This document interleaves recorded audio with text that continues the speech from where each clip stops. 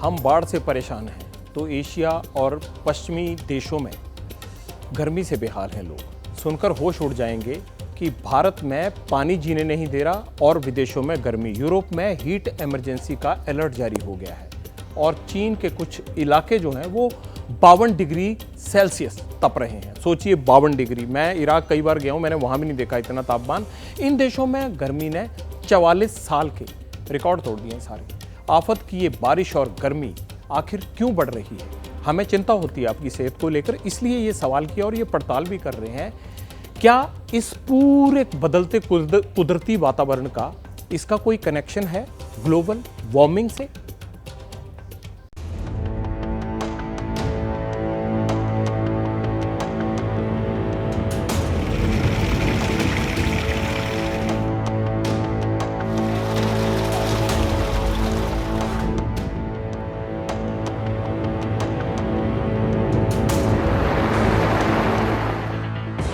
दुनिया बड़े खतरे में है।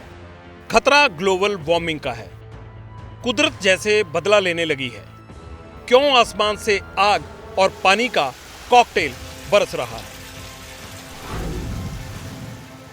6 तस्वीरें इसकी गवाह हैं।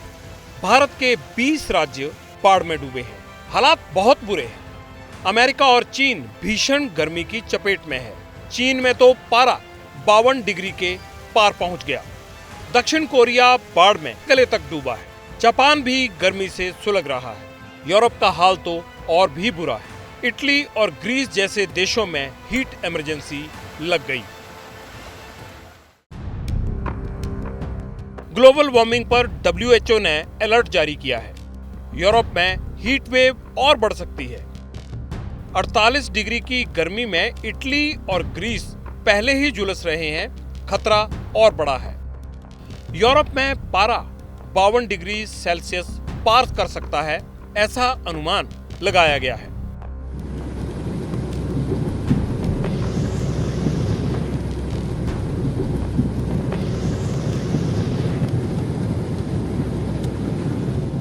सुपर पावर अमेरिका भी प्रचंड गर्मी का तांडव झेल रहा है। पारा 42 डिग्री पार है, जो 25 जुलाई तक हाफ सेंचुरी लगा सकता है।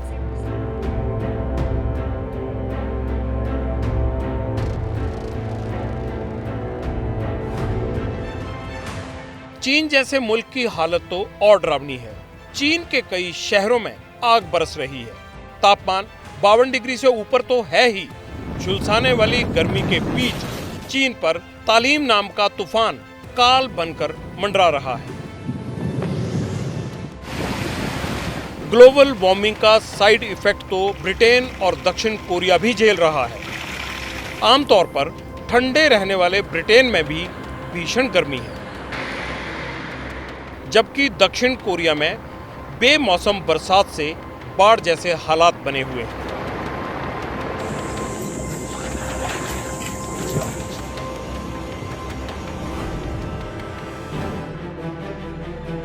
ग्लोबल वार्मिंग का ही नतीजा है ये सब।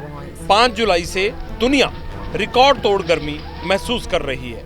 खबरदार होने की जरूरत क्यों है, ये भी समझना जरूरी है। पूरी दुनिया में 1979 के बाद पहली बार गर्मी में इतना बड़ा इजाफा हुआ है। गर्मी ने 44 साल के रिकॉर्ड तोड़े हैं। 3 जुलाई को दुनिया का औसत तापमान 17 डिग्री सेल्सियस था। 5 जुलाई दुनिया का सबसे गर्म दिन था। औसत तापमान 17.2 डिग्री सेल्सियस हो गया। ये आगे और बढ़ सकता है, इसका अंदेशा भी मौसम विभाग के वैज्ञानिक जता रहे हैं। अगर आप कहेंगे कि ये कोई तापमान है, ये तो कुछ भी नहीं, लेकिन यहाँ बात हो रही है पूरी दुनिया के औसत तापमान की। ये टेम्परेचर नॉर्थ और साउथ पोल के एवरेज तापमान है।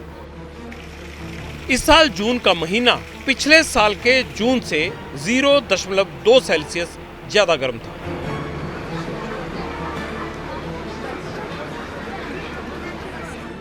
अमेरिका, चीन और यूरोप के कई देश हमसे ज्यादा विकसित हैं। अचानक मौसम में आए बदलाव से ये देश बेहद परेशान हैं।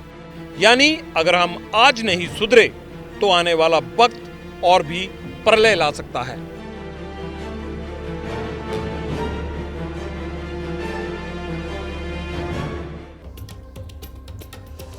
जहां हम घूमने जाते हैं वहां देखा आपने गर्मी से क्या हाल है, हम पानी से परेशान हैं और वो गर्मी से परेशान हैं।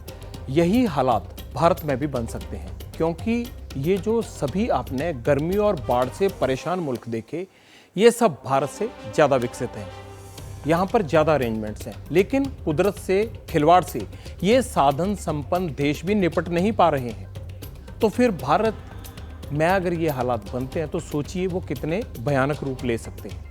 आज हम इस मॉनसून में पानी पानी हो रहे हैं, तो ग्लोबल वार्मिंग डुबाती और झुलसाती एक साथ है। हमारे यहाँ ना वातावरण को लेकर अक्सर जो है वो लोग परवाह नहीं करते हैं, इसलिए मुझे ये रिपोर्ट में आपको विस्तार से बताना पड़ रहा है। एक्सपर्ट भी यही कहते हैं कि अकेले बाढ़ से दुनिया में सिर्फ एक साल में करीब 2.5 लाख लोगों की मौत हो जाती है। फैसला आपको करना है कि हम हालात से बचने के लिए आज से क्या कर सकते हैं या हमें क्या करना चाहिए। अगर मैं यहाँ से ट्रेन पकड़ के कहीं काम की जा सकता हूँ, ट्रेन से जाना, पब्लिक ट्रांसपोर्ट यूज करना चाहिए। घर के 4 लोग हैं, 4 गाड़ियाँ हैं, चारों गाड़ी रास्ते पे आ जाती, इतना फ्यूल कंबशन होता है, वो नहीं करना चाहिए।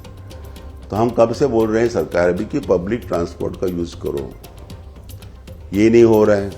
अभी फ्यूल कंजम्पशन, अभी किसी ऑफिस में, जैसे मेरा भी ऑफिस सुने कि अगर हम एक बल्ब से, एक ट्यूबलाइट से ऑफिस चला सकते हैं, घर चला सकते हैं, जब पढ़ने का नहीं है, खाली बैठना है घर में, तो आपको ब्राइट लाइट क्यों चाहिए? सुन लिया ना आपने, अमेरिका और चीन जैसे मुल्क तकनीकी और मैन पावर से संपन्न है, बहुत सारा इंफ्रास्ट्रक्चर है उनके पास, ये तुलना कर रहे हैं। लेकिन जब प्राकृतिक आपदा आती है और उससे लड़ने की बात आती है तो हम किसी से पीछे नहीं है, अरेंजमेंट पूरा है। लेकिन कई चीज़ों में सावधानी बहुत ज़रूरी होती है। आपको दिखाते हैं कि आपदा के टाइम हमारे पास क्या क्या है, मुल्क में मौजूद क्या है। देश में हमारे पास एनडीआरएफ के 16 बटालियन हैं, कुल मिलाकर 18,000 के आसपास जवान हैं। लेकिन हमारी संख्या भी बहुत बड़ी है, देश भी बहुत बड़ा, ध्यान रखिए। हर स्टेट में एसडीआरएफ अलग से है। कुल आपदा प्रबंधन कर्मचारी अगर एसडीआरएफ की बात करें तो 12,000 हैं और दोनों मिलाकर तकरीबन 30,000 का इंफ्रास्ट्रक्चर हमारे पास मैन पावर का है। अब अमेरिका की बात कर लेते हैं। अमेरिका में फेडरल इमरजेंसी मैनेजमेंट एजेंसी है, उसमें 20,000 वर्कर्स काम करते हैं। लेकिन जरूरत पड़ने पर अमेरिका उसको 50,000 तक कर सकता है, क्योंकि वहाँ जो टोर्नेडो वगैरह आते हैं और जिस तरह का वहाँ सुनामी क्राइसिस आता है उसमें बहुत दिक्कत हो जाती है।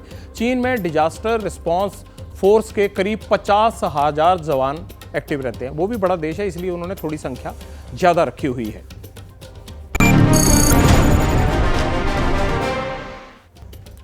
हम सब घर में बात करते हैं कि क्या मौसम बदल रहा है, ये हो क्या रहा है यार, हमारी ऋतुएं बदल रही हैं।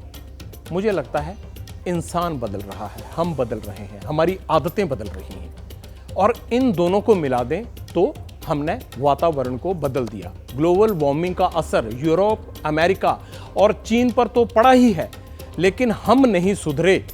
अगर हम लोग नहीं सुधरे तो अगली पीढ़ी के लिए और अपनी आपदाएं बढ़ाने के लिए हम तैयार हैं, और हम और दिक्कतें उनको देकर जाएंगे। ये समझ लीजिए। ये बार बार कंस्ट्रक्शन, होटल, प्रॉपर्टी बना लो, इन चीज़ों का ध्यान रखना पड़ेगा।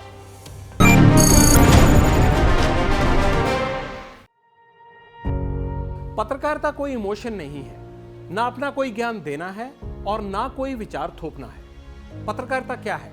पत्रकारिता का मतलब है सही जानकारी इकट्ठा करना और तथ्य बताना। पत्रकारिता आज जितने महत्वपूर्ण दौर में है, शायद पहले नहीं थी। इस दौर से निकलने के लिए सिर्फ सच दिखाने की जरूरत है, वो सच जो आपके हित को आगे रखे। इसलिए अब रात 9 बजे प्राइम टाइम नहीं होगा, ये आपका टाइम है। जगविंदर पटियाल के साथ देखिए पब्लिक इंटरेस्ट, सोमवार से शुक्रवार रात 9 बजे सिर्फ एबीपी न्यूज पर। एबीपी न्यूज आपको रखे आगे।